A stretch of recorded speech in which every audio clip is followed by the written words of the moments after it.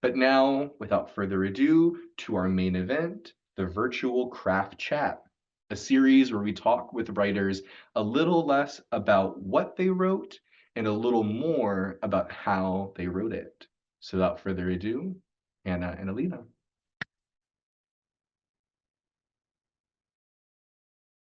Thank you so much. Um, I guess I'm going to read first because we agreed that we were going to read a little bit before we start answering questions and talking about how we put these creatures together. So I'm going to read from My Heresies, which was published by Sarabande, who has been such a generous and kind press, and I'm very grateful to them. Two poems, starting with one that just a little background. My mother used to she had this one shade of lipstick, and I never really wore lipstick for most of my life until my mid 40s. And she had this one shade of lipstick she would wear, and she would do a goodbye kiss whenever she was traveling for business. She would put it on my mirror as a teenager, and I hated it. I would wake up in the morning, and there's my mom's kiss, and it was just so upsetting. And, moms are really annoying when you're a teenager. So this is called Letter with Heirloom Pen. For Lydia, with pen running. Like snails during drought, the daughters curl into catastrophic shells on the couch. They say they know I'll croak in my sleep like you did. 100% I'll keel over dead in some hotel bed across an ocean, a distance so intense no star wish could stop me. And your ghost unfolds its grin as I bend over to tickle the mortified mollusks, as I anoint their foreheads with laughter, saying, "Nothing like that can ever happen." I assure them. I giggle, I parry, I joust. Darkness descends. The snails wander to bed. Now I am the room's single animal, the monster who opens the shoebox to lift the crumbling lipstick, to feel closer to you. Is to drag the horrible pink hue over my frown. Curente calamo now. You are with me. You exist in this posthumous clown who creeps into her daughter's bathroom to scribble a message across the mirror. We too use the same Lancome pen, the same shade, the identical, "I love you, see you soon, Scumpy." We end with the same smear of lips as a signature. I kiss the mirror like a virgin and ask the words to last forever. Skies melt, the blue of glaciers. This is a trick one plays with horizons, I tell your ghost. You taught me the worst is coming, the unbelievable is near. We must abandon our daughters with lies left on mirrors. Between all the air and the oceans, there is this love. Mom, I'm going to read one more. So it's for my mom, whom I miss every day. And then just a shout out to Poet Lore because one of the they gave me so much encouragement on a poem that was published in my last book that were kind of weird poems, and I was very grateful for that. So it's a great magazine. I mean, it's just a great journal full of wonderful. And if you haven't submitted to it, if you don't read it, do it, do it, do it. This is me to the poem at the warehouse. So it's kind of an apostrophe because it's addressed to the poem.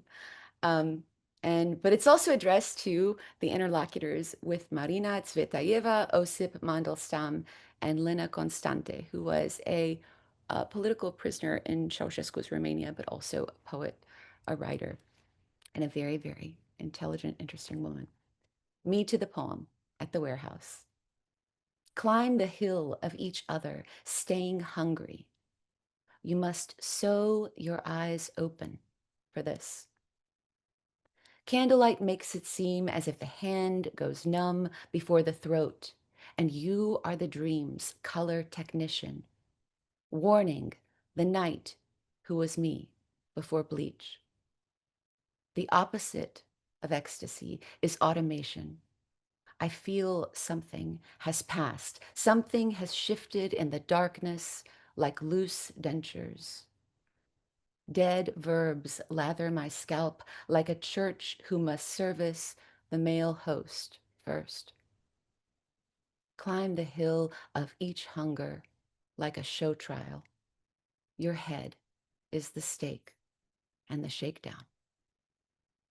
Thank you all. And now here comes Hannah or Hannah. Either one works. Thank you, Alina, for being here with me tonight.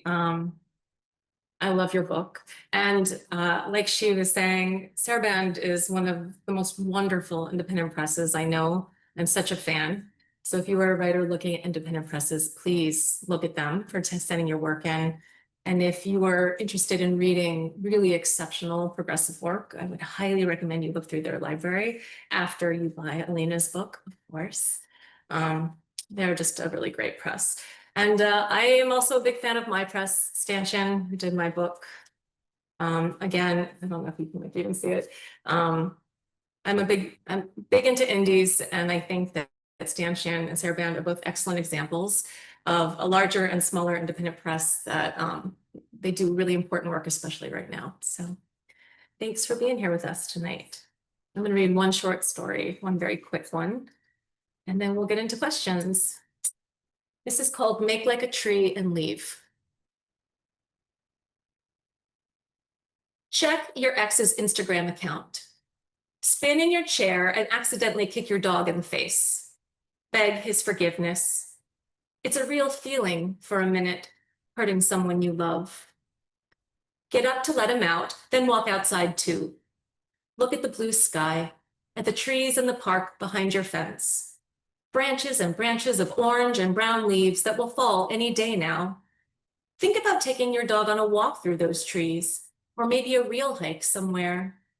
It's been almost a year since you've walked in a real forest, since you've hiked, red-faced and breathing heavy, trying to keep up. Tell your dog that today is okay, but we probably won't take a hike. Appreciate his toothy pit bull smile before he runs after a squirrel.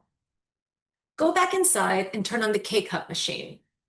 Feel that familiar pinch of the waste and privilege and your own role in the destruction of the planet.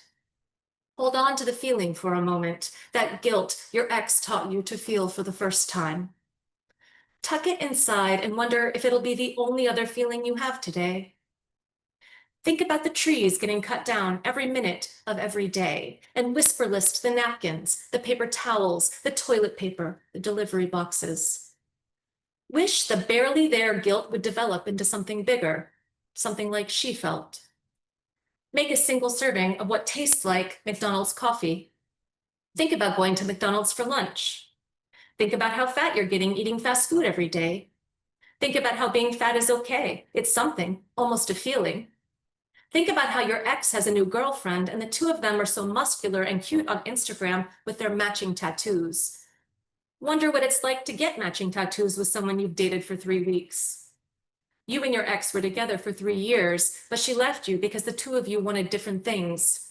Because you ate at McDonald's and had an Amazon Prime membership, she wanted to hike down the Grand Canyon and maybe go vegan. She looks like a vegan now, though she looked like a vegan before, so who knows? Remind yourself that you hadn't had sex in almost a year anyway, and she wasn't very good in bed. You couldn't come with her unless you were high, and she didn't like it when you smoked, and when you told her you needed more in bed, she said it wasn't her fault that she was no longer attracted to you. Sit back down in your chair, and when it sinks too far, because either the lever broke or you weigh too much, close out the security standards PowerPoint you're working on and turn off your laptop. Pick up your phone and slide into bed. Ignore the texts from your mother. Ignore the text from the nice girl you made out with at a bar last week who wants to know what's wrong and why you're ghosting her. Ignore the text from your doctor's office that you'll need to schedule an appointment for a Lexapro refill. Open Facebook and see your mom's post at the top, a photo of her and your dad next to a huge tree in Sequoia National Park. A dream come true, she's captioned the shot. Your dad stands near her, red-faced, a strained, tight smile telling a different story about dreams. Smile back at him in solidarity. Touch his face on the screen, which accidentally likes your mom's post. Your phone rings and it's your mom. Send it to voicemail. Later, she'll ask why you didn't answer, and you won't be able to say, I'm so fucking sad. You won't be able to say, I think this depression is getting worse. So get out of bed and put on your shoes. Pull your ex's old fleece vest out of the closet. Grab the leash and go outside to get your dog, the dog your ex gave you as a puppy, the dog she called our baby, and then kissed you with big, wet, happy tears kisses because she finally had a family, the dog who slept between you, the dog who is freaking the fuck out now that he sees the leash. Say, we're going on a hike. Finally, his tail says back, wagging and wagging, fucking finally. Let's make like a tree and leave. Thank you.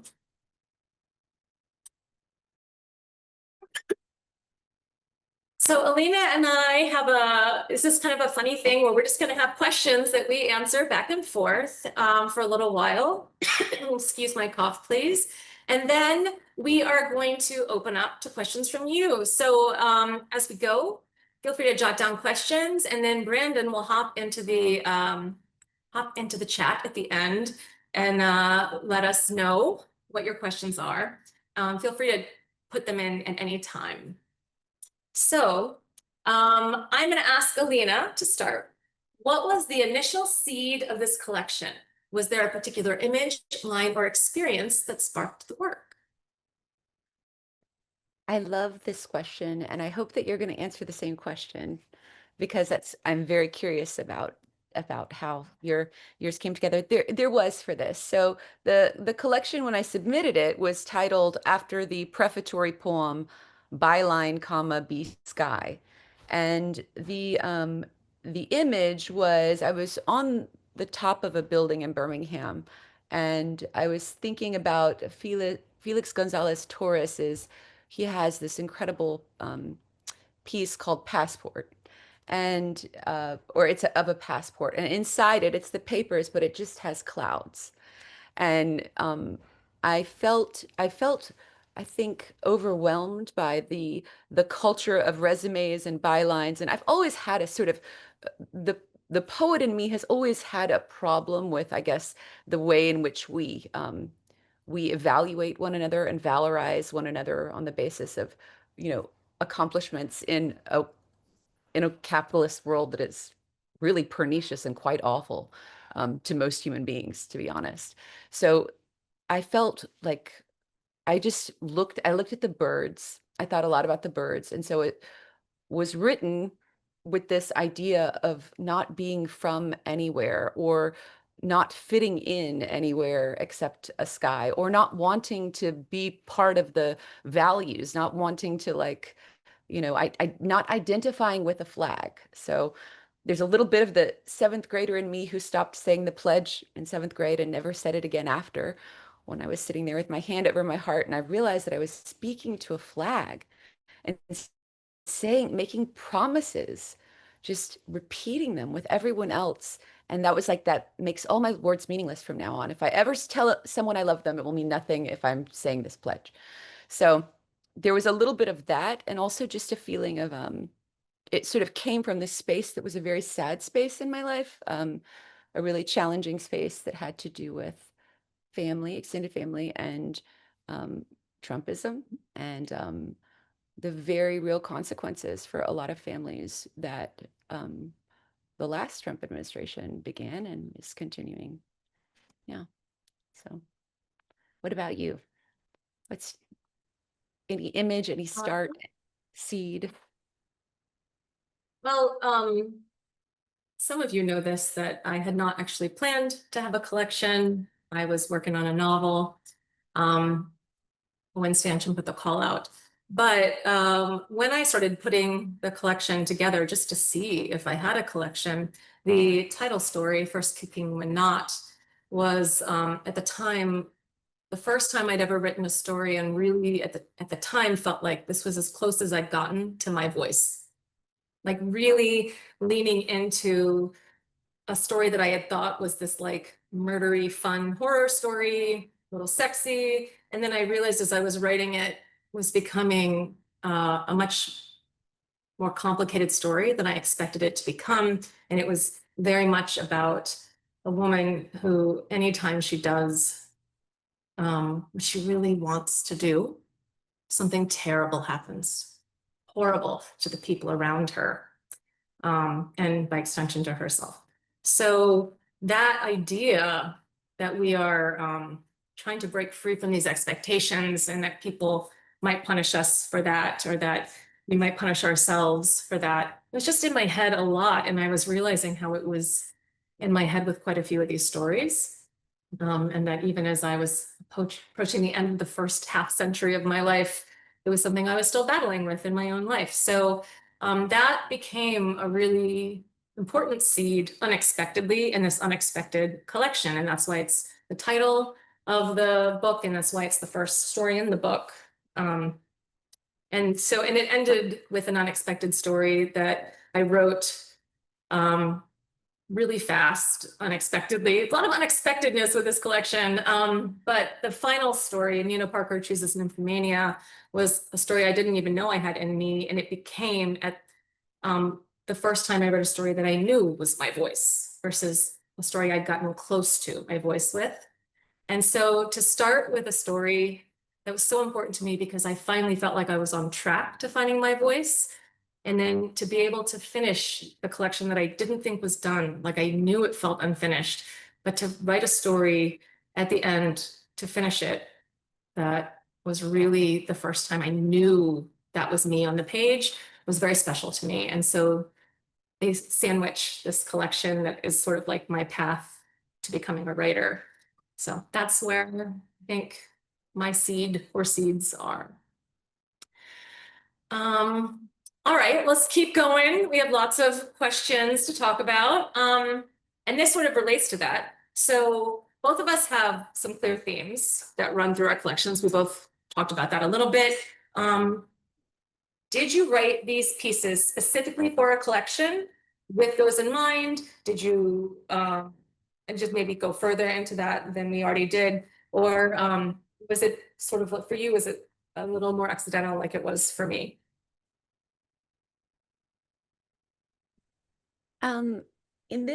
With this book, I think I was really interested. I was reading a book by Elliot Weinberger on angelology, and one of the really interesting things to me about American religion, or like what I call American Jesus, is sort of the like evangelical Jesus that is American, like he is associated with America, or you know carries the American flag, is a very I didn't have any concept of that when I was growing up. I didn't The culture wars were very, at the time, not something that had expanded overseas the way they have now. So, you know, people could believe in evolution, and there wasn't a question if you know, believed in evolution or believed in, reproductive rights in the same way in the house that I grew up in. And that I got really interested in the Book of Revelations, which had been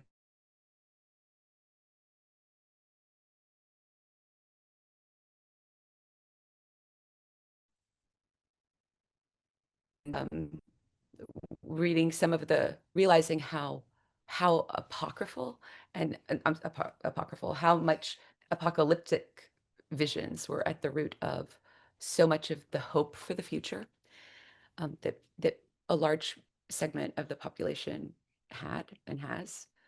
And also this idea that certain people would be saved, and which just strikes me as such a weird video game approach to life. The only way that I could really think about it was poetry. So I was thinking through these verses. A lot of them will have like segments from, Revelations, images, discussion. So that became kind of the thread for the poems that were sort of moving through it. But now I turn the question back to you. And by the way, I love hearing that Nymphomania is sort of the Nymphomaniac was sort of the gear for that book too, because it's such an incredible piece. Thanks. I love it so much. I really do. Though it gets varying responses when I read it. So it depends where I'm reading it, for sure. I had never planned on reading it out loud at all, but it's started becoming a thing. You know, I help a lot of writers as a developmental editor and book coach, and we talk about themes a lot and the importance of themes, and there's so much to that conversation. And then I wrote this book, not knowing it was a book. I was just writing stories. And I was just writing and writing and writing and writing stories, learning how to write. But when I went back and started looking at my stories, some of them were very, very linked, were very related thematically. And it turns out this funny thing about being a writer is that when you write a bunch of stuff, no matter the genre, even when you write in different genres like I do, you're still the same person writing that in that time in your life. And often thematically, your work is really linked. I could have pulled a Rachel, my friend who's here, and gone very cross hybrid with this collection because I had poems and essays that were all exploring similar themes because I was the same person writing stories and poems and essays when I was doing that. So these clear themes were not intentional for a book. They weren't even intentional for the stories that I was writing, but I was the one writing them, and that's what, you know, I had to write at that time. So if you are a person who I work with as an editor, don't listen to my advice tonight and don't just write like that. But sometimes when you do just write like that, it works really well too, honestly. So that's not craft advice, that's just heart advice. So and along the same lines, let's talk about ordering this collection. And we've both done this before in terms of ordering, you for different types of collections, me for anthologies before this. Let's talk about how we do that. How do we, because everyone always wants to know, how do we organize collections versus, you know, when you have a longer work, it's much easier.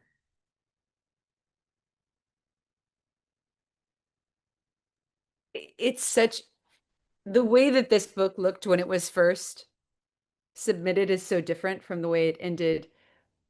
And it, honestly, Sarabande was the last place that I sent it to.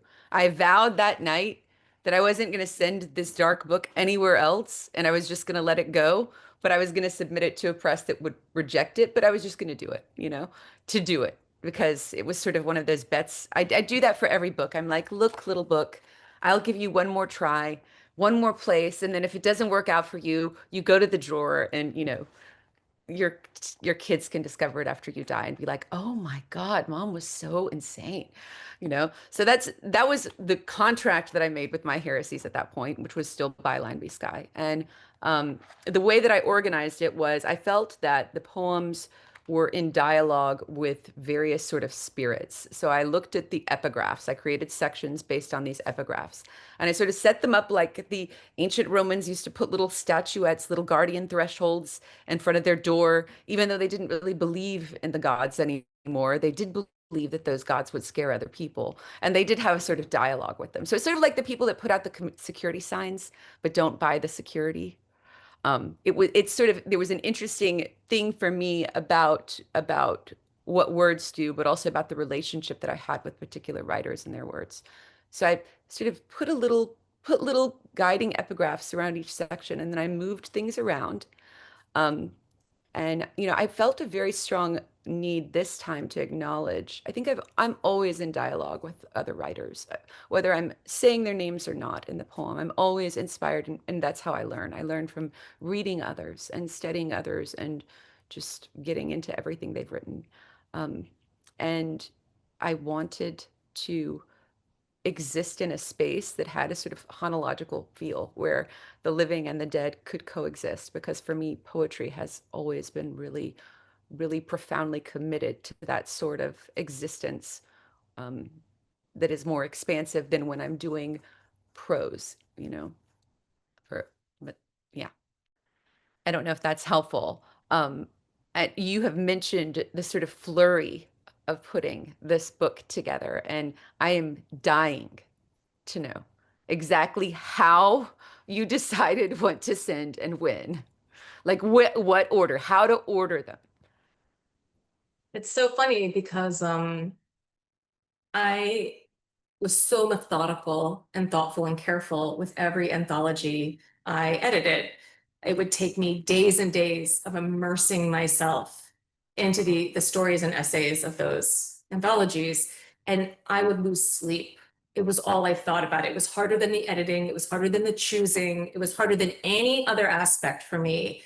I took it so seriously. I took the work of those authors so seriously, and they had to speak perfectly to each other. So every single one had its own little spotlight, and it wasn't in any way taken away from by anything around it, but instead enhanced, and they were enhancing each other. I took it so seriously about the bigger picture it would paint every time. And I was so proud of the work I did there. And then Stanchion put a call out for a collection, and I was feeling sorry for myself because my novel sucked so bad. And I was like, I am never gonna be a writer, really. I am all talk. And so I started putting stories together because I love Stanchion and I love the publisher. Jeff Vogel, he's an incredible human. I had published a poem with him in his Lit Mag, and was like, he's not going to take it, but I'm just going to do something to feel like I've written a word today. So I was looking at all my stories, and some did not work and some did. And I just started putting them together and seeing what happened. And they told me what order to put them in. I went full woo for this collection. Like, and if you know me, you know I'm not a woo girl at all. I'm weird, but not woo. And so I just was like with the stick looking for water. I was like, what comes next? This one, and then this one. And I think I changed something once or twice. That was it. It was the opposite of every other time I had used my super right brain to do it. Probably the lack of pressure, because I wasn't trying so desperately to show love to all these different writers. It was just me, and there's not as much love there, right? There should be, but there is not. So instead, I was like just playing with my work and letting it tell me what to do. And they just talked to each other. They were like, now we go here. Now we go here. There were a couple of times where I was like, there are 3 heavy ones in a row and they're all really short. That's going to mess with the flow. So then I went a little right-brained and was like, let's do this. Yep, still works. But in general, I listened to them and they talked to each other and they told me. And then they created a bigger picture than I expected. I didn't think this was going to be a book that did that. And I usually think collections should do that. They should be little parts of a bigger puzzle or a big picture. I didn't think this would happen with this one, but I think it did. But this time I just listened to the words and they told me what to do. So that's completely terrible craft advice because there's no way to actually follow it. So, take it for whatever it's worth. I don't know. But that leads into some questions related to that very thing. So what got left out on the cutting floor for you, Alina?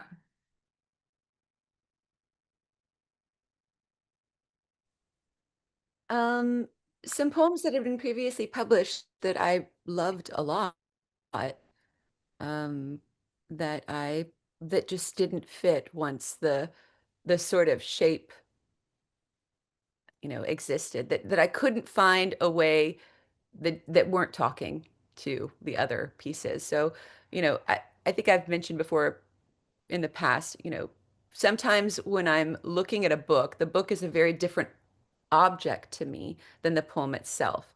And when the poem goes into the book, the poem might not stay the way it was. There might be a word that changes in order to create sort of an echo with another poem from previous. So I will go and take my little needle and take a little red thread and move it through the poems to kind of give them more correspondence with one another when they're in the book. Sometimes, depending, some of the poems do that in an opposite way. So that's kind of the fun of the book. It's much more aesthetic to me, right? The poem on its own is something that is sort of should be able to speak on its own.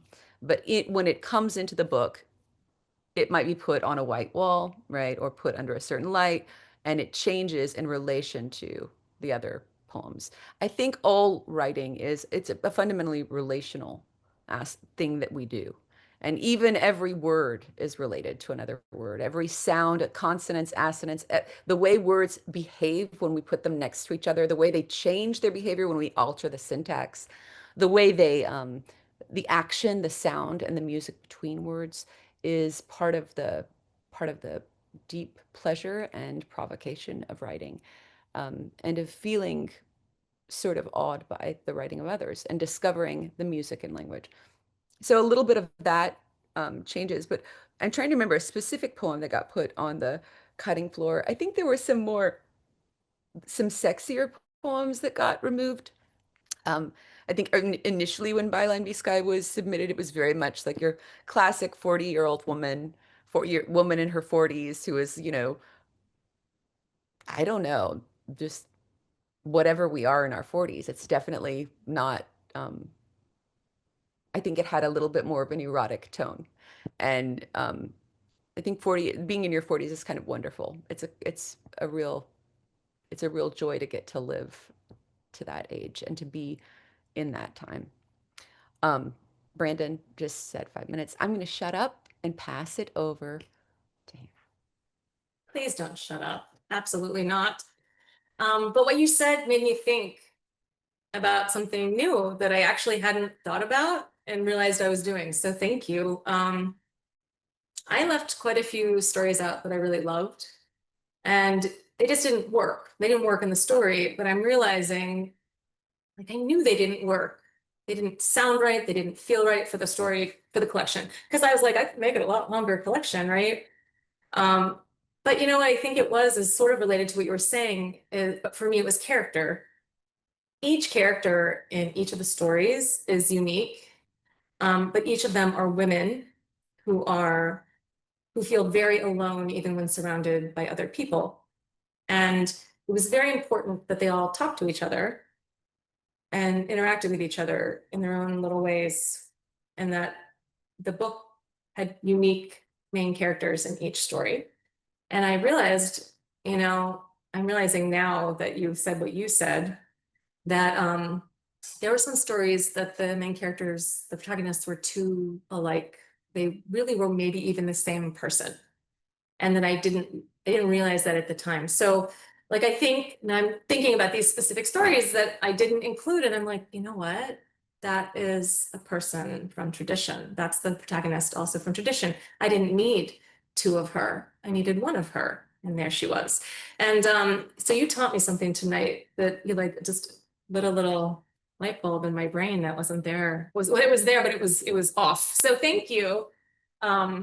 It's hard when you're making a collection and there's something you really enjoyed writing that people liked and that you couldn't include it.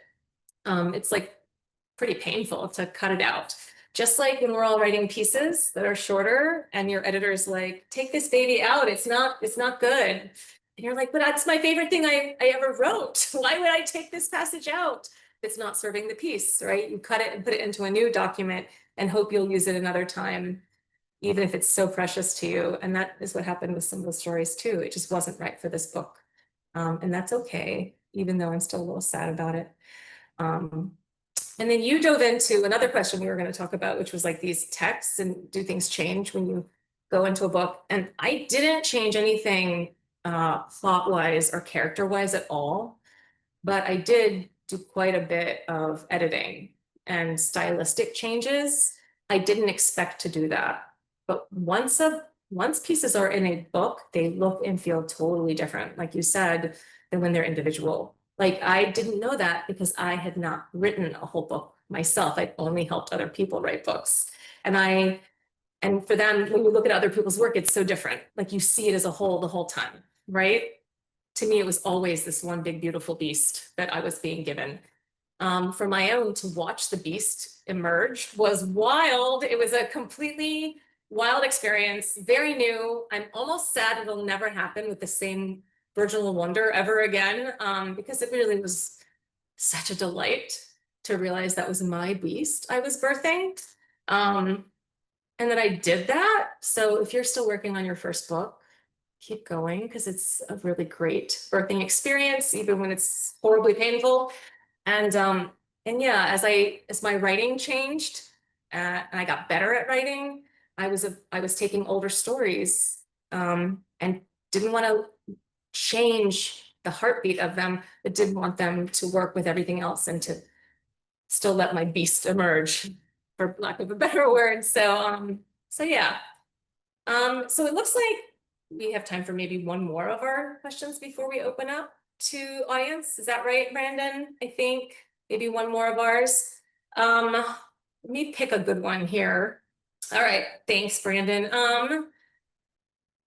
Oh my gosh, we had so many we didn't get to, Alina. My goodness. How about this one? Because this was actually somebody else's question or close to it in the audience. Do you ever, quote unquote, borrow techniques from the other person's genre? So do you ever incorporate narrative arcs? I know you do because you write prose so beautifully too, but how do you bring prose into your poetry, prose techniques? And then I can talk about how I bring poetry techniques into my prose.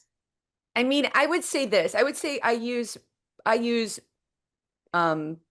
poetry techniques in my prose more than I use prose techniques in my poetry.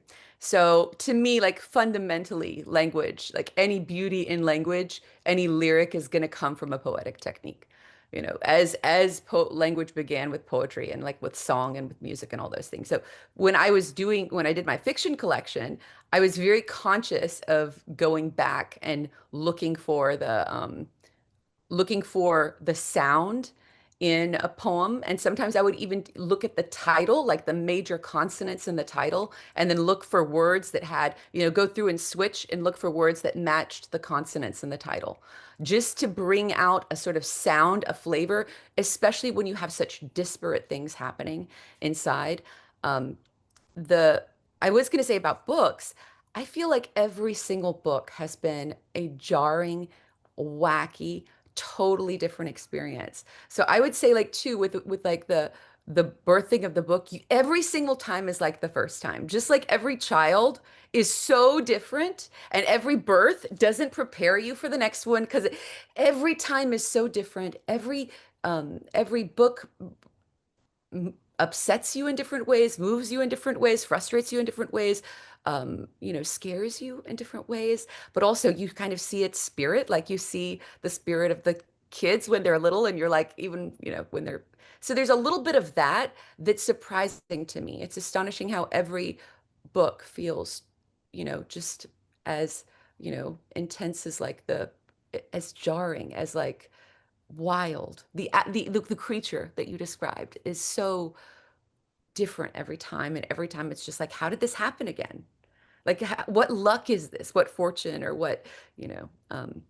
So yeah, I would say like poetic techniques. I'm constantly studying poetry, and studying really like old poetry, studying Alexandrians and French that are translated and looking for archaic language, looking at all kinds of different ways in which people use language and expand it, and reading a lot in translation because I learned so much from writers in translation too.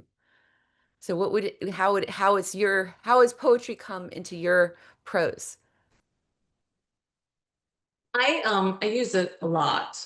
Um, a lot. I think probably because I think I always wish I was just writing poetry. It's probably what, if I was going to go back in time, I would just write poetry and nothing else. But I always want my students and my writers to read lots of poetry when they're writing prose, because I think being forced to listen to language and hear it, not just the words, but how they sound and the flow of it, what they feel like on your tongue, against your teeth. I think that's all really important. And so I use a lot of like anaphora. I use a lot of, I always read everything out loud over and over and over again to myself. I try to get my dialogue as natural as possible. And it actually really helps to think poetically in that way, because when we speak, we are often speaking poetically. We have this rhythm and this meter. We have just so much going on when we speak. And I think that should be on the page as well. So I really think about how things sound in short stories. Maybe overly so. Maybe I should be focusing more on plot and character development. And I do think about those things, but how it sounds is very important to me as well. So that's what I do. And when I am really, really into my novel or my short story that I'm working on, often a poem will just happen. I don't know how you poets do it on purpose, because I can't write a poem on purpose ever, but poems fall out of me by accident a couple times a year. And it's usually when something very intense is happening prose-wise, and I just have to do something that's not related to that, and that's deeply delightful. And it's always the poem, though it's usually a sad one, sadly. It's always a sad poem, but it's still delightful to write it. So that's my thing of all prose writers should be reading poems all the time. So thank you for this wonderful back and forth. And Brandon, tell us what to do now. Well, I'm not really going to tell you to do anything, as I'm going to be a conduit for the rest of the chat. So I'm going to go and read a few, and we'll see how many we can get through with the time that we have left. So there are a few questions towards the beginning that are related, so I'm going to kind of lace them together as a kind of two-parter.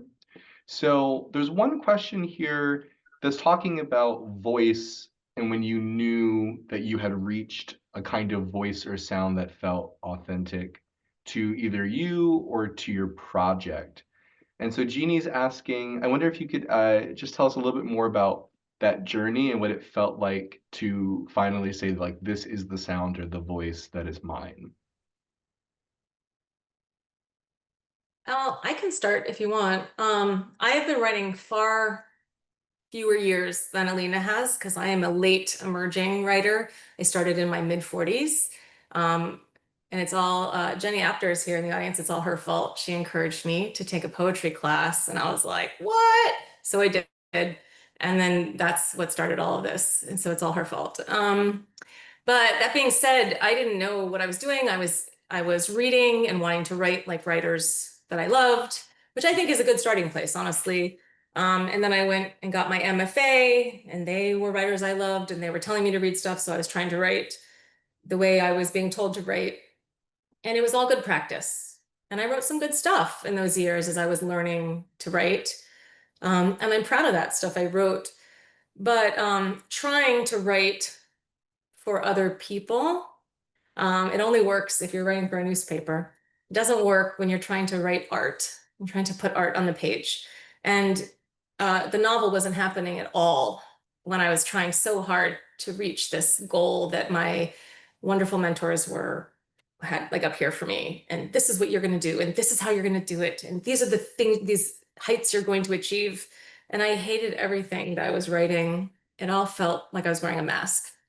And so then I wrote Nina Parker Chooses Nymphomania for fun.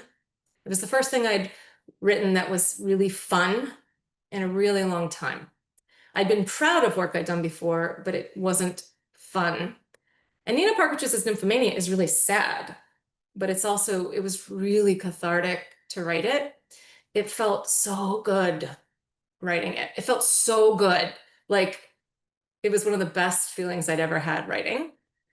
And then when I finished and was editing it, it only needed a little bit of editing, which is unusual for my work. And I finished and I said, oh, this is not going to win any awards. This is not going to make me famous. This is not going to, get me a push cart, but or get me an agent, right? But it's so me. This is me. And maybe that's enough as a writer to just stop trying to do things that everyone's telling me I should try to do, and just really, really, especially now in 2025, with it being such an act of rebellion to do anything creative or anything that the people in authority don't want you to do right now. I feel like a small child, like not saying the pledge right now whenever I put pen to paper. So I just really want to write in a way that feels so fun and real. And I only want to write that way. So I did that for that story. And then I went back and started rewriting my whole novel. And now I love my novel again. So that's how I knew.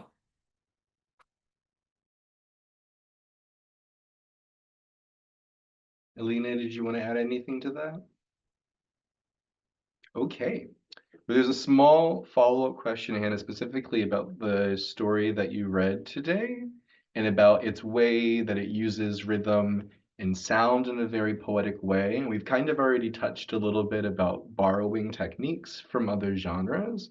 But there is a question here that I think is kind of interesting about how do you find the demarcation line between genres, between prose and poetry, flash and short fiction? Like, how do you know when you're working in one or the other? Alina, I would love to throw that, like the difference between prose poetry and more formalized verse poetry at you first before I talk about that story. Honestly, when I'm submitting, I just leave it up to the editors. I don't think there's a hard and fast distinction. I think anyone who does maintain a hard and fast distinction is probably focusing a little bit too much on the policing side of language or the form side of language. Prose poetry sort of evolved, look at Joe Wenderoth's Letters to Wendy's, right? It's the form itself is a sort of rebuke. When Baudelaire started doing that, it's a rebuke too. Like it's a challenge of the idea of form to some degree. So when if something's short, if it's like 100 words, then I'll look, is this microfiction? Is this, and I might submit it as microfiction in one place. I might submit it as a poem in another place. I will say that in my own work, I tend to let the poem have a broader cosmos than I do a story or a short fiction or, an essay or creative nonfiction. The cosmos of the poem doesn't have to be as clear, right? It has more openings, more holes in it, and even the space within a prose poem, the breaths within a prose poem, if there's something about the way it's read that to me feels, when I read it and hear it in my head, feels more like a song, like someone standing alone in a stadium and singing to themselves. Um, you know, you could hear, for me, that's more of a poem than a I don't know, than a short fiction or you know, like if something sounds like a monologue, then it's more direct, and then I think of it more as, a short fiction or a short story or a CNF. But again, everybody has different rules, and I have not found a single like definitive story that like could really tell you when the difference between a prose poem, um, you know, just in an absolute way, and a short story. It's more, I think, for you, what it feels like to you. I agree, yeah. I do think there are times I've written what I thought was like a microfiction or a little flash essay, and it wasn't getting picked up anywhere. And this was what taught me for me, that sort of difference was I had a couple of those, and then I sent them in because I didn't know what prose poetry was. I'd never like officially written one. And then I sent them in as prose poems and they got picked up quickly. And I was like, oh, okay, now I need to look at what caused that. And a lot of times if it's, an essay or a short story, there's a little more direction, like plot, or there's like a real character change that's happening, either real life or fictional, where there might be that in a poem, but there might not be. And it's okay to play a little more in poetry in terms of, like you said, like it can encompass more things without it being problematic than it might be able to do in prose.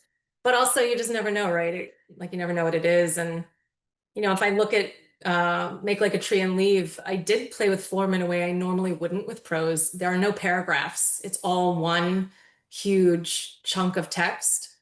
There's a lot of repetition. The second person point of view is not something I write with longer stories usually because it's really hard to pull off. I love it when it's done well, but I find it hard to pull off. And it worked because of the poetic nature, I think, of that work of prose I was working on. So I don't think Make Like a Tree and Leave is a poem, but the rhythmic nature of it and the way it just like this, like, I don't know, steamrolling, this like bulldozering forward of her brain, just like I think does have some lyricism to it that kind of reminds me of a poem. So Yeah, literally what you said, Hannah, is literally some of the best advice that I ever got when it's like, whenever you're a little too convinced that your work is in one genre, and it could be in another genre, just submit it in that second one, and suddenly you're boundary pushing. Right? Like And then innovative just and like high this vision. progressive wild artist and not just somebody who doesn't want to get another no, right? So yeah, look, see, we're reframing rejections into artistic growth here tonight. All of you remember that. You heard it here. Yeah, and that's where we're gonna have to end our conversation tonight. Sorry to my two questions I could not get to, but I'm sure there are probably other ways that those questions might get answered for you. Let's go ahead and give a nice round of applause for our two readers for this amazing conversation. And also give a round of applause for yourself. It's a Thursday night. You could be anywhere, and you're here listening to some amazing work. And applause to Brandon. Oh, thanks. Thank you so much, Brandon. Alina, thank you for collabing tonight. I'm You such a haven't fan. read Hannah's book. It's a travesty. A travesty. You'll like it. And right back at you. I'm not kidding. Alina's book is amazing. So we should buy all of our books, right? Click that link. It's in the chat. Thank you. Thanks for being here, guys. Like nobody wants to Zoom anymore. I know, but you were all here. It means so much to us. Thank you so much. It does. It means a lot to us. Thank you, guys. Well, everybody, have a wonderful rest of your night, and I'll see you later in the cyberverse.